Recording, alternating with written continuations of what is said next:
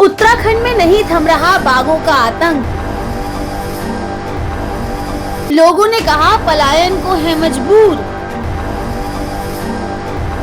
पिछले 3 महीने में बाघ द्वारा 6 लोगों की मौत। लोगों का आक्रोश, कब चेतेगा वन विभाग। पुलिस की सुरक्षा में स्कूल जा रहे हैं बच्चे। नमस्कार, आप देख रहे हैं प्रतिपक्ष संवाद में दीपक जोशी। नैनीताल जिले के रामनगर में जिम कॉर्बेट नेशनल पार्क से सटे हुए गांवों में बाघों का आतंक लगातार जारी है और पिछले 3 महीनों में बाघ के हमले के कारण 6 लोगों की मौत हो गई है। अब लोगों में खौफ, भय और डर के सिवा कुछ भी नहीं है। लोग अपने घरों से बाहर तक नहीं निकल रहे। अपने जरूरी काम के लिए भी लोगों को एक समूह में चलना पड़ रहा है और जो स्कूल जाने वाले बच्चे हैं वह पुलिस की सुरक्षा में स्कूल जा रहे हैं। और यह फरवरी का महीना है, परीक्षाएं चालू हैं और बोर्ड की परीक्षाएं होने वाली हैं, तो ऐसे में स्कूल के बच्चों कैसे स्कूल तक पहुँचे, यह एक बहुत ही बड़ा सवाल है। रामनगर के लोगों की बड़ी समस्याएं हैं। लोग खाने के लिए तरस रहे हैं। जो रामनगर में पशुपालक हैं वह अपने गाय भैंसों के लिए चारा नहीं काट पा रहे हैं क्योंकि जंगल में उन्हें खतरा है और उनको कभी भी बाघ अपना निवाला बना सकता है। इसलिए उनको बाजार से खरीदकर चारे का प्रयोग करना पड़ रहा है।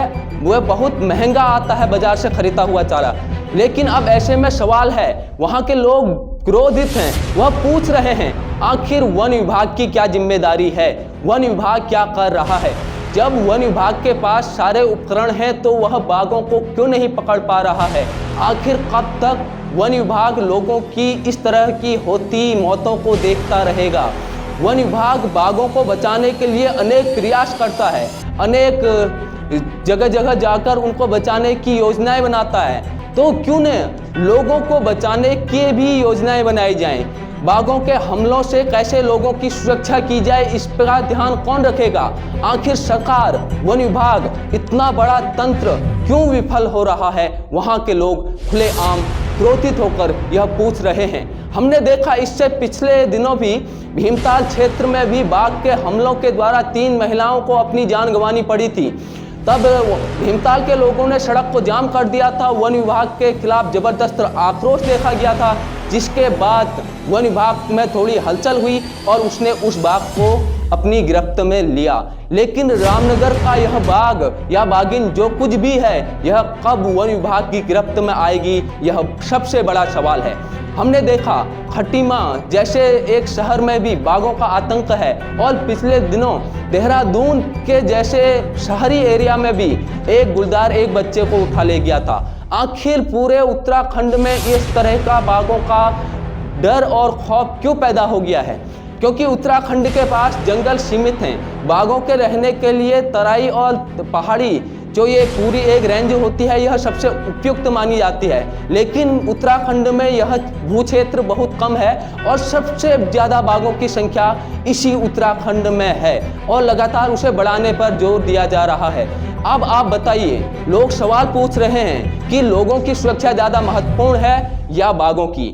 लोग पहले से पलायन का सबसे मुख्य कारण रोजगार को मानते थे या प्राकृतिक आपदाओं को मानते थे। अब स्थानीय लोग कह रहे हैं कि बाघों के हमले के द्वारा भी हमें पलायन के लिए मजबूर होना पड़ रहा है और इस डर के कारण हम पहाड़ों को छोड़कर ऐसे सुरक्षित स्थान में जाना चाहते हैं जहां पर हमें और हमारे बच्चों को बाघों के द्वारा सुरक्षा मिल सके। बाघ ही नहीं, रामनगर की बात करूं तो बाघ के अलावा हाथियों का भी यहाँ बड़ा आतंक है। यहाँ हाथी भी कई बार लोगों पर हमले करते हैं और कई बार उनके खेतों की फसलों को नष्ट कर चुके हैं। क्योंकि इस एरिया में ज़्यादातर किसान रहते हैं, इस तरीके से जब उनकी हाथियों के द्वारा फसल नष्ट की जाती है तो वह फिर पलायन के लिए मजबूर होते हैं। कुछ भी हो, हाथी हो या बाघ या कोई भी अन्य जीव, इनसे लोगों की सुरक्षा किया जाना अति आवश्यक है और लोगों का तभी वहाँ पर एक स्थानीय निवास हो सकता है, नहीं तो इस तरह से पलायन होता रहेगा। आप इस खबर के बारे में क्या सोचते हैं, क्या आपकी राय है, आप कमेंट बॉक्स में अवश्य बताइए और देखते रहिए प्रतिपक्ष संवाद।